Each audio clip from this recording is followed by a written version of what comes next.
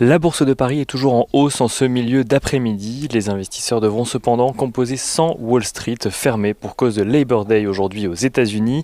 On notera tout de même que les contrats futurs sur les indices américains témoignent d'une tendance à la hausse pour le S&P 500 et le Dow Jones, alors que le contrat futur sur le Nasdaq est lui en léger repli.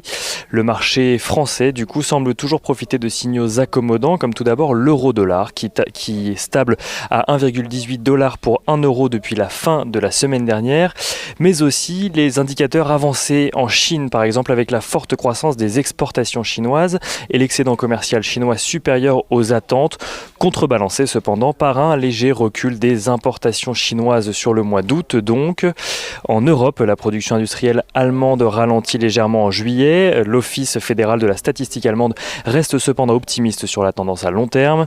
Et statistique que nous découvrons également cet après-midi, l'indice Syntix qui mesure la confiance des investisseurs pour le mois de septembre s'apprécie très légèrement de son côté. Il ressort à -8 contre -13,4 en août, -8 pour septembre donc, un chiffre qui est également supérieur au consensus qui tablait sur -11,4.